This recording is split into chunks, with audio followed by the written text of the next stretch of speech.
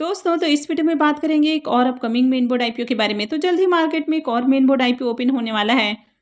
तो चलिए जानते हैं कि कौन सी कंपनी है, इसका आईपीओ कब ओपन होने वाला है। तो इससे रिलेटेड सारे डिटेल्स को देखेंगे। तो इससे पहले कि मैं वीडियो को शुरू करूं, अगर आप इस चैनल पर पहली बार विजिट कर रहे हैं या फिर आपने चैनल अब तक सब्सक्राइब नहीं किया है, तो चैनल को सब्सक्राइब कर लें और वीडियो को भी लाइक कर दें। तो इस कंपनी के बारे में बात करें तो कंपनी का नाम है आरएस इंफ्रा सॉल्यूशंस लिमिटेड। और ये जो कंपनी है ये 2021 में ही इनकॉर्पोरेट हुई है, यानी कि बहुत ही नई कंपनी है। कंपनी को काम करते हुए भी 3 से 4 साल ही हुए हैं। अब ये कंपनी कंस्ट्रक्शन और जो इंफ्रास्ट्रक्चर कंपनियां होती हैं तो उनको मटेरियल सप्लाई करने का काम करती है, यानी कि उनको जो कंस्ट्रक्शन है तो उसमें हेल्प करने का काम करती है। तो कंपनी एक तरह से प्लेटफॉर्म ऑफर करती है जहाँ पर इजीली आप कंस्ट्रक्शन के जो प्रोडक्ट हैं तो इनसे बाई कर सकते हैं। तो ये कंपनी B2B सेगमेंट में काम करती है और ये एक टेक्नोलॉजी ड्रिवन कंपनी है, यानी कि इनके प्लेटफॉर्म के थ्रू आप जो भी मटेरियल है वो ऑर्डर कर सकते हैं। और कंपनी कंस्ट्रक्शन में यूज होने वाले जो मटेरियल्स हैं वो सप्लाई करने का काम करती है।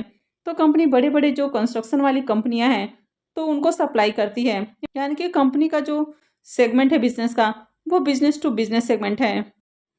तो कंपनी के प्रोडक्ट पोर्टफोलियो में GI pipe, MS wire, MS TMT बार और OPC बल्क, यानी कि कई तरह के कंपनी वायर्स, बार और सीमेंट वगैरह सप्लाई करने का काम करती है। तो फाइनेंशियल 21 से 23 के बीच में कंपनी ने 10.3 million metric tons construction material sale किया है। तो इसमें कई तरह के मटेरियल्स हैं, इसमें एग्रीगेट है, रेडी मिक्स कंक्रीट है, स्टील है, सीमेंट है और भी कई तरह के कंस्ट्रक्शन केमिकल्स हैं, बॉलिंग सॉल्यूशंस हैं, यानी कि काफ़ी तरह के कंपनी कंस्ट्रक्शन मटेरियल सेल करने का काम करती है। ये कंपनी साउथ इंडिया में ही अपना बिजनेस करती है, यानी कि मुंबई, बेंगलुरु और चेन्नई। तो यहाँ पर कंपनी ज़्यादातर अपने प्रोडक्ट सेल करती है। और इस कंपनी के क्लाइंट लिस्ट में भी देखें तो यहाँ पर कई सारे आपको क्लाइंट्स देखने को मिल जाते हैं, जैसे कि Capacite infra project limited, J Kumar infra project, Afcons limited, EMS limited, SP Singhal construction private limited. तो कई सारी कंपनियां हैं। तो कंपनी के अगर बिजनेस को देखें तो बढ़िया बिजनेस है, लेकिन देखा जाए तो कोई यूनिक बिजनेस कंपनी नहीं कर रही है। अब इस कंपनी के फाइनेंशियल को देखें तो यहाँ पर फाइनेंशियल 22, 23, 24 3 सालों का कंप्लीट फाइनेंशियल है। अब कंपनी के एसेट को देखें तो कंपनी का asset year on year increase हुआ है।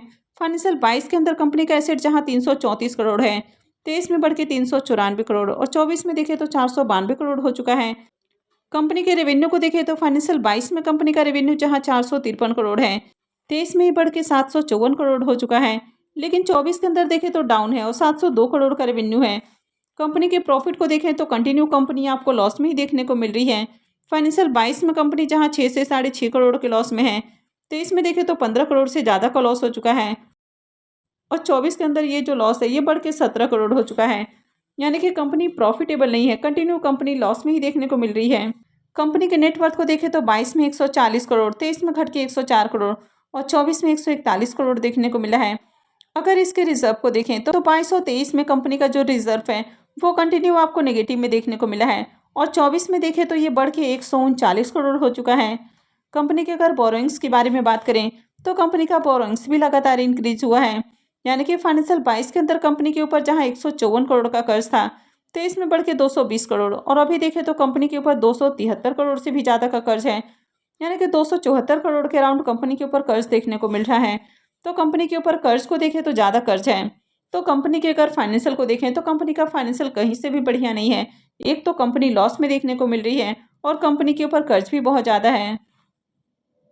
कंपनी को भी देखें तो कंपनी भी छोटी है। कंपनी की वैल्यूएशंस यहाँ पर आपको 1571 करोड़ देखने को मिल रही है। इसका डेट टू इक्विटी रेशियो 1.45 का है, तो कंपनी के ऊपर हेवी डेट है और रिटर्न ऑन नेटवर्थ को देखें तो ये नेगेटिव में देखने को मिल रहा है। अब इस आईपीओ के डिटेल्स की बात करें तो आईपीओ 3 फरवरी से ओपन होने वाला है। तो आईपीओ को ओपन होने में अभी बहुत समय है और ये 5 फरवरी को क्लोज होगा। आईपीओ में फेस वैल्यू 2 रुपये पर शेयर है और बुकिंग प्राइस 210 रुपये रखा गया है। तो अगर प्राइस वाइज भी देखें तो यहाँ पर आईपीओ का प्राइस भी आपको ओवर वैल्यूड देखने को मिल रहा है, क्योंकि 2 रुपये के फेस वैल्यू पर 210 रुपये का प्राइस रखा गया है। यानी कि प्राइस वाइज भी देखा जाए तो आईपीओ एक्सपेंसिव वैल्यूएशंस के ऊपर अपना आईपीओ लेकर आ रही है और आईपीओ में 70 शेयर्स का लॉट होने वाला है। आईपीओ के अगर साइज की बात करें तो आईपीओ 600 करोड़ का है और ये पूरी तरह से फ्रेश इशू का आईपीओ है। ये मेन बोर्ड आईपीओ है तो कंपनी बीएसई और एनएसई के ऊपर लिस्ट होगी। आईपीओ में रिजर्वेशन पोर्शन को देखें तो क्यूआईबीएस के लिए इस आईपीओ में 75% का पोर्शन है, जबकि रिटेलर्स के लिए मात्र 10%। तो इस आईपीओ का भी ज़्यादा फायदा रिटेलर्स को नहीं मिलने वाला है, क्योंकि रिटेलर्स के लिए बहुत ही कम पोर्शन है और एचएनआईज के लिए 15% का पोर्शन रखा गया है।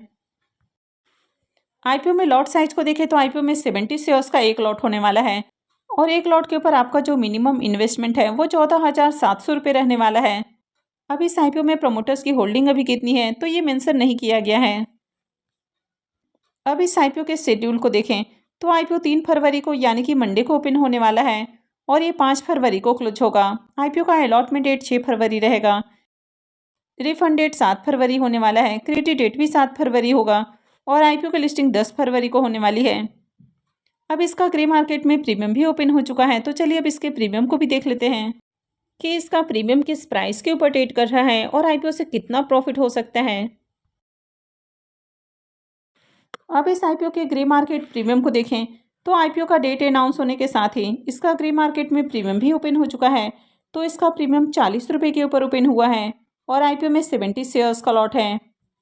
तो आईपीओ से 2800 रुपये एक लॉट से प्रॉफिट हो सकता है।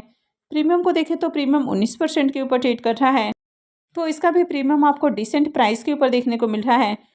लेकिन ओवरऑल देखा जाए तो बढ़िया आईपीओ नहीं है, यानी कि कंपनी के अगर बिजनेस को देखें तो कुछ यूनिक बिजनेस नहीं है और कंपनी का फाइनेंशियल भी अट्रैक्टिव नहीं है। एक तो कंपनी लॉस में देखने को मिल रही है और कंपनी के ऊपर कर्ज भी बहुत ज़्यादा है।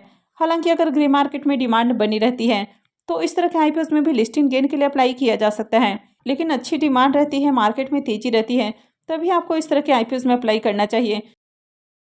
यानी कि आईपीओ देखा जाए तो काफ़ी रिस्की आईपीओ है। एक तो आईपीओ भी ओवर वैल्यूड प्राइस के ऊपर आते हुए देखने को मिला है और कंपनी भी लॉस मेकिंग है।